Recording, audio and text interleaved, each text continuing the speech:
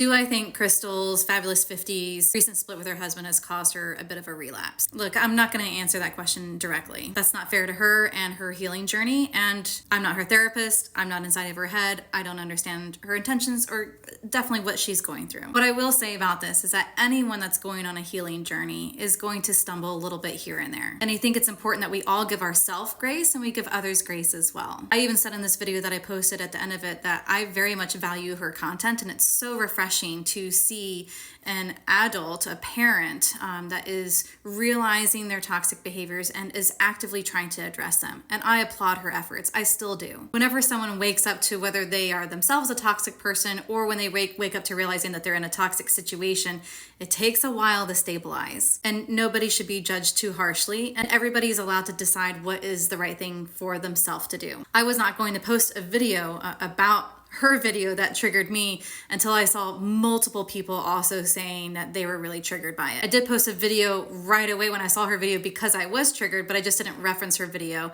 about how you're not obligated to forgive toxic people in your life. And I'm certainly not in the business of ganging up or bullying other people on this app. But there were a lot of people that were hurt and were triggered by what she said. Things like, if you go no contact, then you're not doing kind of justice or doing right by the relationship. You're not doing the right level of healing. Low contact is a better option. If you go no contact, you're gonna have to go no contact with lots of people. We should forgive people. There are a lot of things that I felt were very victim blamey and also very damaging as well in what she said. But then to see the direct messages that she was sending over to Lauren and how she was doubling down and piling on that.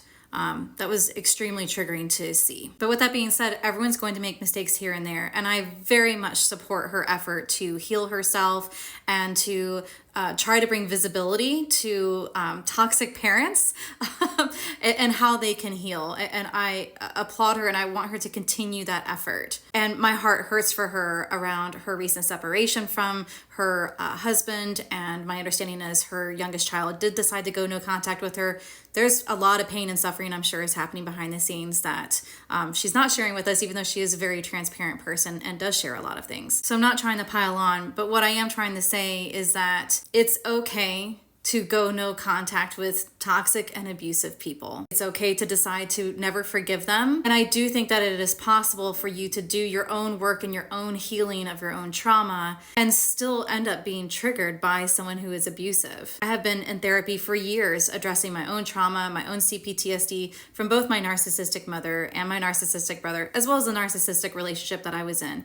And there are still things that happen periodically that still trigger me, because no matter how much healing you do, when you have a narcissistic family dynamic and you're doing the work to heal yourself and you're going no contact and you're doing that healing work, if someone from that toxic family environment reaches out to you in some way, or there's some sort of communication, if it's a vindictive or if it's a manipulative or if it's a controlling kind of interaction, even though you can see it for what it is, it doesn't mean that it's not going to affect you. We're all human. So to say things like you can't be a victim of your toxic parent in your adult life if you have healed yourself is just, that's wholly inaccurate. It's normal, it's healthy, it's human, and I think it's important for people to understand that. Also, anger is a healthy emotion. It is okay to feel angry that these things happened. It's okay to feel angry that you deserved better from your parent. And that doesn't mean that you haven't done work to heal that trauma inside of you, to still feel and know that anger is there. And even if you've done that hard work to heal